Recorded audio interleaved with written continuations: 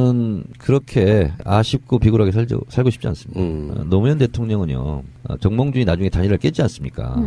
근데 정몽준 그쪽에서 끊임없이 요구했던 것이 6자리 정도 됐답니다. 장관 뭐 이런 거. 아, 그래요? 근데 노무현 대통령 못하겠다. 안 하면 했지 그렇게 못하겠다. 그리고 끝내 검은콩 잡티 없이 정권을 출범할 수 있었잖아요. 적어도 노무현 대통령 같은 그런 소신과 진정성, 배짱은 있어야 되는 거죠. 근데 그때도 간당간당 될락말락 했잖아요. 그렇죠. 근데 지금은 오히려 될 가능성이 높은 거 아닙니까? 촛불 국민으로. 그러면 좀 비굴하게 그러지 말고 저도 우리 편과 어깨 걸고 이겨도 우리 편과 어깨 걸고 이렇게 나가야지. 저는 왜 지금 안희정 지사가 그러냐. 솔직히 민주당 지지층에서는 문재인 대표가 꽉 토아리를 틀고 있어요. 파고들 구멍이 없다. 라서 나는 저쪽 강 건너 가가지고 잘 보여서 그쪽에 새를 몰고 내부를 치겠다. 이런 전략인 것 같아요. 저는 그것이 온당하지 못하다 이렇게 보는 겁니다. 약간 당나라군 몰고 와서 삼국통일 하겠다는 거랑 비슷한 느낌으로 뭐냐면 외곽을 때려서 내부를 네. 친답니다. 그래서 저는 이것은 지나친 욕심이고요. 지나친 엘리트의 오만이다 저는 이렇게 생각합니다. 저는 지금까지 어제까지 방송 나간 걸로는 안희정 지사가 그래도 내용을 떠나 포지션으로도 훌륭하다 이렇게 이야기를 해왔는데요. 최근에 부산에서 한 강연 같은 것은 선의에 네. 의해 했다. 제 느낌은 이런 측면이 있잖아요. 잘한다 하니까 이게 오버해서 덜컥수에 딱 걸린 것 같은 그런 느낌이고 오강에 똥을 싼다 뭐 이런 만약에 전공법으로 가지 않고 우측에다가 우클릭해놓은 상태로 간다고 하면 제 생각에는 다음 대선에서는 오히려 힘들어질 수도 있다는 생각이 들어요. 저 이번에 안희정 지사의 중도 외연 확장 이런 것은 있을 수 있어요. 득표 전략 전설상 그거 가지고 제보라 하는 거 아니에요. 이것은 선을 넘은 겁니다. 제가 광주 강연 가가지고 우리 이제 광주 강연 가면 이제 아주머니들 많이 오지 않습니까? 여성 당원들. 그래서 제가 이렇게 쉽게 설명했어요. 자, 내가 이제 총선을 치르는데 여보. 나 저기 여성표도 좀 얻고 그래야 되는데 나 저 이웃집 저 여성 당원들하고 저 행준산성 가서 좀 국밥 좀 먹고 그리고 커피 한잔 하고 데이트 좀 하고 올게. 여보 당신 좀 이해 좀 해줘. 이건 소현정입니다. 거기까지는 괜찮을 수 괜찮아요. 있다. 괜찮을 수 있어요. 양보할 수 있고 이해할 수 있잖아요. 좀 기분이 너무 나쁘더라도. 근데 대현정은 뭐냐면 나 저 옆집 아줌마하고 같이 살래. 당신이 이해해? 당신 좀 이해해줘. 가정의 평화를 그동안 위하는 나, 거야. 뭐, 뒷바라지하고 애들 키우고 했는데 고생했는데, 나 저기 가서 좀 살아야 되겠어. 갑자기 대연정이 확 기대지지? 저는, 이거는 용납해서는 안 되잖아요. 아니, 대연정은 정확하게 한다면, 새누리당과 연립정부를 만드는 거고요. 새누리당에게 총리 지명권을 주겠다는 겁니다. 근데, 얘기를 들어보면요. 저는 이제 뭐 다른 거 토론 때문에 최근에 있었던 TV에서의 토론을 다 봤어요. 막 밤을 새서 봤는데. 근데 이제 얘기를 도대체 안희정의 논리는 무엇인가 하고 이제 열심히 보게 된 거죠. 그 사람 말에 의하면 지금 하신 말씀처럼 우리 편 아니면 저쪽 편, 뭐 아와 비야, 적 이런 개념으로 보지 않더라고요. 그런 개념이 일단 아니고 그러니까 뭐 이런 식의 얘기를 하잖아요. 촛불에 대해 동참한다면 뭐 그쪽도 뭐 괜찮다. 근데 우리가 들었을 때는 대의에 동참을 할 리가 없잖요. 뭔 소리요? 이제 이렇게 들리는데 그 사람은 그렇게 생각을 하는 거고. 자, 스텝이 꼬인 거예요. 구분하지 말자주의인 스텝이 거죠. 꼬인 거고요. 본인이 이게 문제되니까요. 난 협치를 말한 거다. 이렇게 얘기했습니다. 협치와 대연정과는 차원을 달리하는 문제예요. 자, 그러면 제가 그래서 그 말을 듣고 또 얘기했어요. 자, 협치를 그럼 말한 거 잘했다. 그러면 대연정이라고 내가 말을 한 것은 워딩을 잘못한 거다. 라고 말을 하든가. 라고 말을 해라. 그리고 대연정은 취소합니다. 그리고 대연정을 제가 실현했습니다. 취소합니다. 사과드립니다. 그리고 협치를 그다음부터 주장해라. 대연정을 말해놓고 대연정이 협치라고 얘기를 하고 있어요.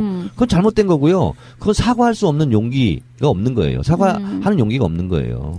그리고 어쨌든 정치 교체 뭐 정권 교체가 아니라 시대 교체 이런 얘기를 하고 있잖아요. 그럼 나도 처음에는 저게 또 무슨 소린가 하고 들었는데 얘기를 들어보니 이런 너무나 진영에 갇혀 있는 방식이 아니라 자기가 넓게 좌우를 아우르는 방식의 정치를 하게 된다면 그것이 지금까지와의 시대와 결별하는 새로운 방식의 정말 100% 대한민국으로 가는 방법이 아니냐. 그러니까 이곳은 시대가 교체되는 것이다라는 게 이제 안희정의 논리이더라고요. 자, 안희정 지사가 성이 안 씨잖아요.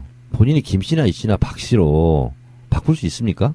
그건 아닌 거예요. 그래서 저는 시대교체, 뭐 정치교체, 저는 뭐 그거 가지고 저는 시비 걸고 싶은 생각이 없어요. 그러나 어쨌든 예를 들어서 대선은 전쟁과도 같잖아요. 치열함이 있잖아요. 그러면 전쟁 때는요, 사령관 명령을 듣고 병사들이 가서 총 쏘고 목숨 걸고 싸우는 겁니다. 대선도 그런 거와 같은 거예요. 근데 병사들에게는 싸우라 하고 사령관이 뭐 밤에 몰래 가가지고 적진에 가가지고 악수하고 쎄쎄쎄하고. 우리한테 총 몇 방망 쏘고 우리 몇 방망 쏘겠다. 그리고 우리가 전쟁을 이기면 사령관 너 국무총리 해줄게. 그럼 병사들은 뭐가 되는 거예요? 이거는 선을 넘은 거라니까요. 그래서 저는 이 부분에 대해서는 제가 비타협적으로 안희정이 아니라 이재명이 얘기해도 문재인이 얘기해도 이건 아닌 거거든요. 그래서 그건 제가 비타협적으로 앞으로 계속 지적할 것이다. 이런 거고 또 하나 제가 왜 그럼 이런 발언들을 할까? 이거는 엘리트의 계몽주의다. 저는 그렇게 보고 있습니다. 자, 퀴즈를 내겠습니다. 왕이 법이다. 법이 왕이다. 뭐가 옳습니까? 법이 왕이다가 맞잖아요. 그렇습니다. 네. 왕이 입법, 행정, 사법권을 다 쥐고 있었던 것을 왕정국가라고 그러죠. 그렇죠. 그것이 공화정으로 넘어왔죠. 민주주의 사회가 됐죠. 그래서 법이 왕입니다. 법은 누가 만들죠? 국민이 만듭니다. 헌법을 만들 수 있는 권력은 재헌 권력. 국민으로부터 나옵니다. 헌법을 보시면 아시겠지만 권력이라는 단어는 헌법 1조 2항만 나옵니다. 대통령은 권력이라고 표현하지 않습니다. 권한이라고 표현합니다. 그렇죠. 그래서 모든 권력은 국민으로부터 나온다. 국민으로부터 나온 것이 법입니다. 국민들이 합의해 놓은 거예요. 이렇게 하자고. 그걸 대통령이 권한을 갖고 집행하는 것에 불과하거든요. 그래서 국민이 왕입니다. 법이 왕이고 왕이 법인 시대가 이제 아니거든요. 근데 계몽주의는 왕정 복고 냄새가 납니다. 그렇죠. 그래서 이것은 엘리트의 오만이고 엘리트의 계몽주의다라고 제가 지적을 하는 거고요. 여러분 산악대장 박영석을 아십니까? 네. 그럼요. 네. 네. 지금 상암동에 그 기념관이 만들어지고 있습니다. 제가 그걸 추진해서 성과를 낸 건데요. 박영석 대장은 인류 전 역사를 통틀어서 아무도 넘지 못한 업적을 남긴 사람입니다. 에베레스트 8,848m 뿐만 아니라 뭐 안나푸르나 뭐 8,000m 이상 14봉을 올랐고요. 대륙별 최고봉을 올랐고요. 북극, 남극을 밟았어요. 역사상 이런 사람은 없고 앞으로도 없답니다. 이건 물리적으로 불가능하대요. 초인적이래요. 이 사람은 그래서 산악 글랜드 슬램을 작성했습니다. 산에 안 올라가도 돼요. 부귀 영화를 다 누릴 수 있어요. CF 광고 하나 찍으면요. 10년 전에도 5억 10억이에요. 하나도 안 합니다. 왜 안 하죠? 하나도 안 해요. 그 이유를 제가 말씀드리겠습니다. 그리고서 그런 걸 찍자는 건 안 찍고 다시 안나푸르나를 가겠다고 얘기합니다. 안나푸르나에 왜 가냐고. 나 딱 한 번만 마지막으로 갔다 올게. 자기가 가장 아끼고 사랑했던 자기 후배 대원 시신을 오희준 대원이 안나푸르나에 가다가 사고 나서 죽었어요. 그렇죠. 나는 희준이 한을 풀겠다.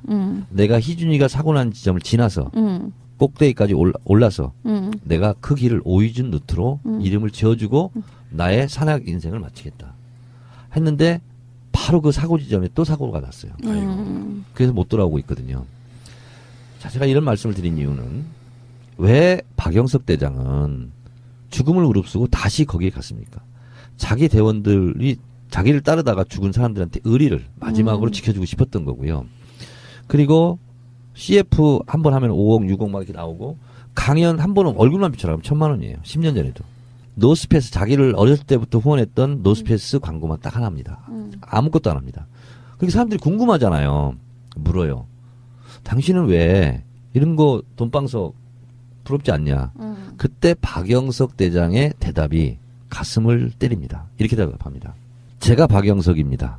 그러나 내 이름은 내가 함부로 쓸 수 없습니다. 이 박영석은 나 혼자 써 올린 이름이 아닙니다. 나와 함께 히말라야를 오르다가 9명이 죽었습니다. 그들의 핏값입니다. 내 이름은 나 혼자 쓴 게 아닙니다. 그들과 함께 썼고 나와 함께 산을 올랐던 수많은 우리 대원 동지들 그리고 셀파들 그리고 나의 등정을 위해서 나를 뒷바라지했던 모든 사람들에 의해서 쓰여진 이름이 박영석입니다. 그래서 내 이름은 내 게 아닙니다. 나의 이름을 내 마음대로 쓸 수가 없는 이유입니다. 나는 내 박영석은 나의 사익을 위해서는 절대 쓰지 않겠습니다. 오로지 산악 등반을 위해서 산을 위해서 저는 저를 바칠 뿐입니다. 이렇게 얘기합니다. 자, 안희정 지사 도지사 하고 있습니다. 지금 충남도지사 2번 하고 있는데 본인의 개인 능력만으로 도지사 하고 있는 겁니까? 그렇게 생각되지 않는데 본인은 약간 그런 생각이 있는 것 같아요. 자.